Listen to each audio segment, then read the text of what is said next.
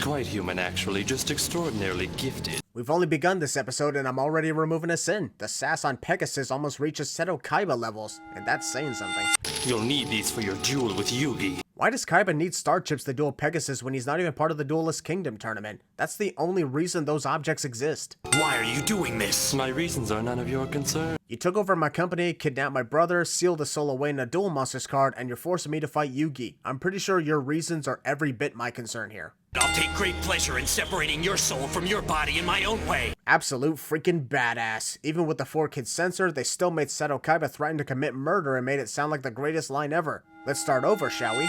It all paid off for Yugi. Damn, with what's about to occur in this very emotional duel coming up, Taya just jinxed the hell out of Yugi. It's almost like there are two Yugis. You're only just now figuring this out? Do you ever feel like... What's the holdup? The real question is, how did Joey manage to change into a school uniform? From that distance, his outfit is clearly the same blue color as the gang wears at school. This is how you're going to rescue your grandpa? I rescued you. Yugi falls over to the ground, and that somehow prompts us to go to a random flashback of a time the Pharaoh saved Taya from a pervert. How does that make any sense? Also, we had 2 minutes of Taya trying to figure out if there are 2 variants of Yugi, then we have another 5 minutes dedicated to this random flashback. We literally wasted almost half an episode on this. For that, I add 5 cents to the counter. Here, have some ketchup. In this wasted time flashback, Taya gets scared that she might be fired from her job due to being underage, then proceeds to drown Yugi and Joey's food with ketchup, which would absolutely get her fired. She went from being scared to not giving a fuck. Saving up to go study dance in New York. You're not laughing. Of course I'm not laughing. I'm too pissed off because you ruined my food by drowning it with ketchup like an asshole. Now go get me a fresh burger! I have no idea what that language is, but it sure as hell ain't Japanese. Or English. Is this some different language dub that got mixed up with the English dub? It's a game I think even you could understand. Oh no, are we about to showcase an entire duel for 3 episodes in a random flashback before we arrive at the castle?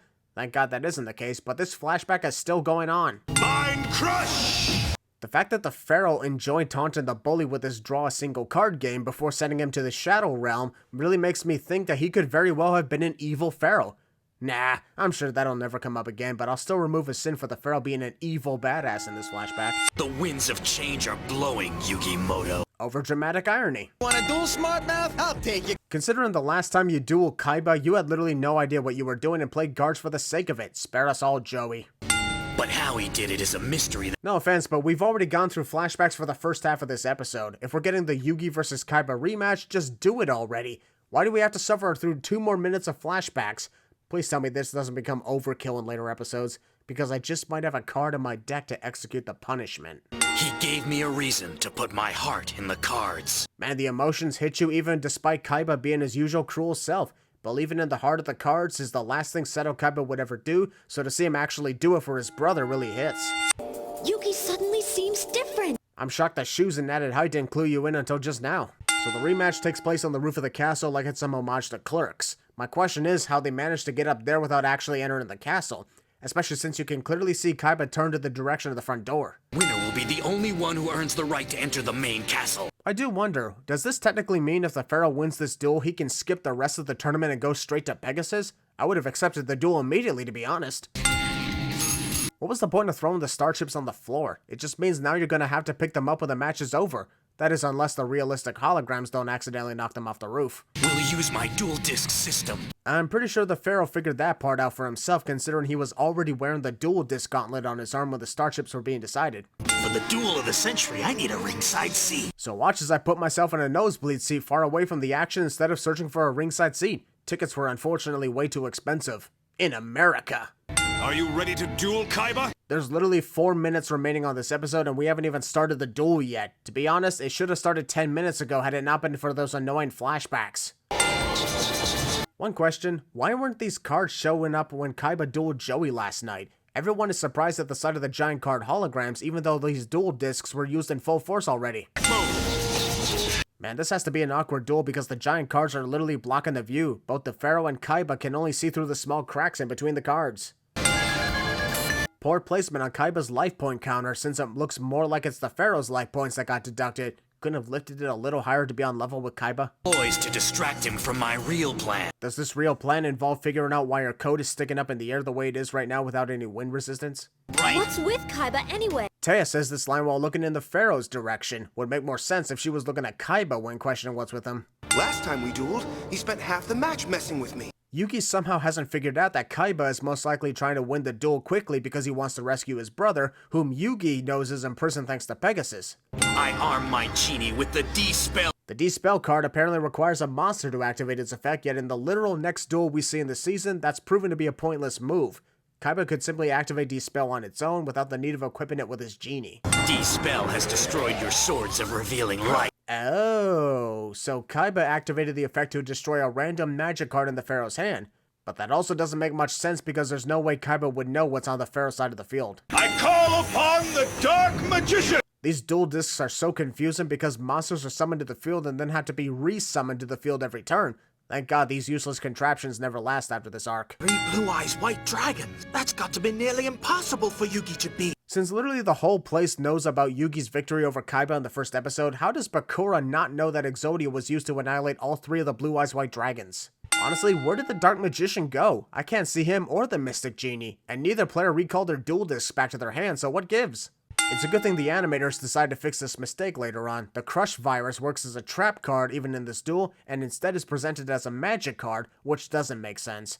I swear I'm saying doesn't make sense at least once per episode, am I? Crush card should help me infect Yugi's life points. Actually, the Crush virus infects Yugi's deck, not his life points. Kaiba should know that since he's the damn owner of the card. First duel with Kaiba. And he will defeat Sagi once again. Did the Pharaoh just have a conversation with Yugi's thoughts while Yugi still doesn't truly understand his existence yet? If I were Kaiba or the others, I'd be confused at the Pharaoh finishing a sentence that was never heard. He's only allowed to play magic cards in his wimpiest creature? Tristan seriously wasn't paying attention again? That was literally explained by Kaiba when the Crush virus activated in the first place. The Crush virus apparently causes the Pharaoh's infected cards to have a shiny effect that makes it look like a badass. Maybe this wasn't so bad after all. Also, I was about to question why the Pharaoh didn't simply put all his infected cards into the graveyard, but then I ended up with a new question. Where the hell is the graveyard on this dual disc system at all? There's a place for the deck and the spinning card reader, but there's no graveyard. So where do the destroyed monsters go? Could we please stop showing the Blue Eyes Ultimate Dragon several times before they are eventually revealed? It's kinda ruining the moment. Just have Kaiba gloat about how excited he is to summon them to the field, but don't show us what the dragon looks like.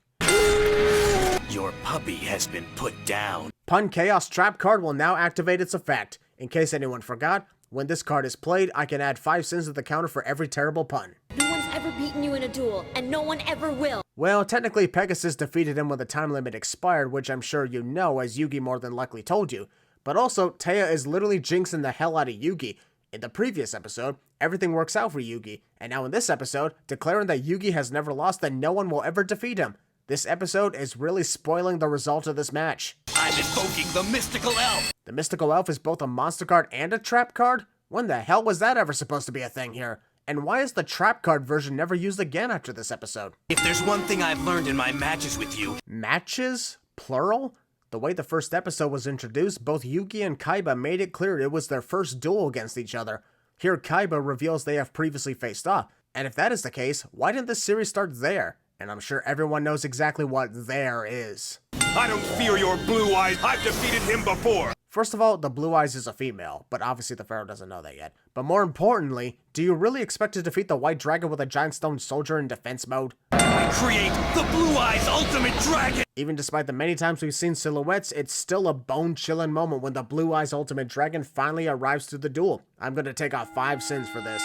The one thing I never understand is why the Blue Eyes Ultimate Dragon has an attack force that's only 1,500 points higher than the original White Dragon. With 3 dragons that have 3,000 attack points each, wouldn't it make more sense to combine all that into a 9,000 point strain? Why only 1,500? That monster's attack points are off the chart. I've been meaning to ask this question since I started this new series of Sins videos.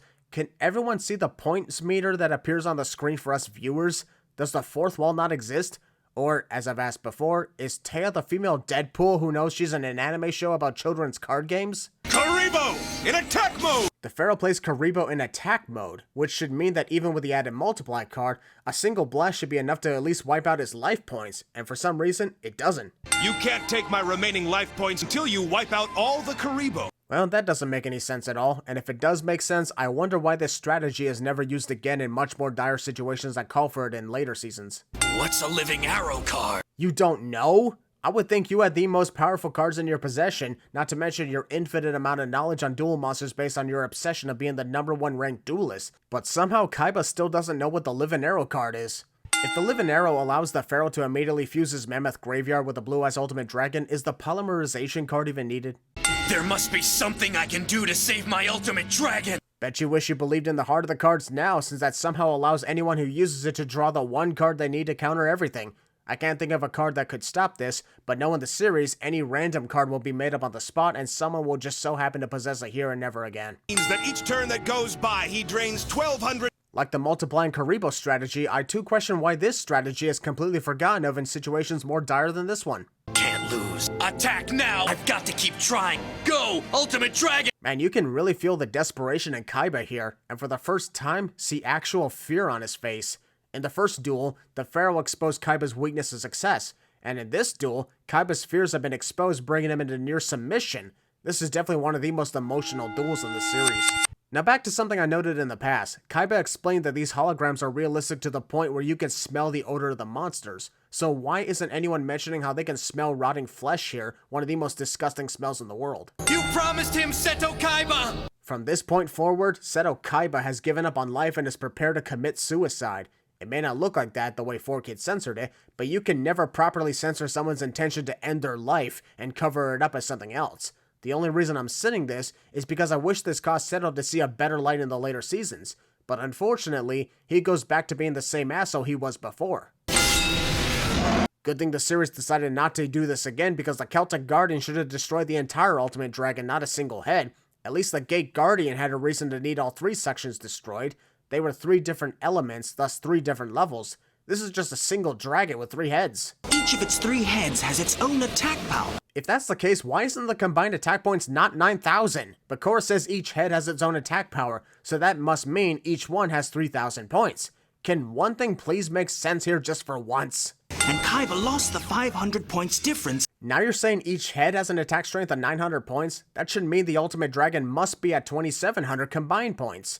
But since the Ultimate Dragon dropped entirely to 900, that should mean each head has 300 attack points. Thus, when the Celtic Guardian destroyed one head, Kaiba loses the rest of his life points. My head hurts so much from this. Another 20 sins. If there was any proof that Mokuba means more to Seto than his company or the game of Duel Monsters, this is it. He was told by Pegasus that he can only get his brother's soul back if he defeats Yugi. So for his case, if he loses, he's committing suicide. It's just a shame that nobody figures this out, nor does Kaiba seek any assistance to ensure everyone wins in the end. You give up the only chance you have to save your grandpa. Kaiba is on the brink of suicide, yet still resorts to taunting Yugi in his mission to rescue his grandfather, which I'll use to resurrect the Blue Eyes head. Once again, that doesn't make any sense. Reborn the monster is used to resurrect a head of the Blue Eyes that was destroyed by Celtic Guardian, so even when that happens, she should be affected by the Mammoth Graveyard rotting away her corpse. Also, shouldn't that just resurrect a complete Blue Eyes White Dragon separated from the Ultimate Dragon, instead of a simple head on a body? With all of your Karibos in defense mode, I couldn't touch you. Defense mode? The Pharaoh clearly put Karibo in attack mode, which is why I was confused as to how his life points were not affected from the Neutron Blast. I can take out the rest of your life points. But I thought you were told that you can't take out the Pharaoh's life points until the entire wall of multiplying Karibos were destroyed. Plus the Celtic Guardian was summoned among the army, so should they be protecting them? They're still weakened, but the third can wipe out your Guardian. So each head does have their own attack strength? How do you explain? Screw it, I'm never going to understand this, am I? Yugi, you can't! Surprisingly enough, it takes Taya over 30 seconds to run toward the Pharaoh while talking normally, when she should have reached him within 5 seconds. We can't do this! Stop! The Pharaoh dropped to his knees as himself, but then yelled stop as Yugi. Did the sight of Taya scare the Pharaoh away or something? Must avoid friendship speeches! Also, once an attack is declared, it cannot be stopped as shown later on, and yet somehow this works and the attack is cancelled. Another 50 sins. In a weird sense, Yugi is less depressed about losing the chance to rescue his grandfather and more concerned about the Pharaoh who tried to willingly murder Kaiba without remorse.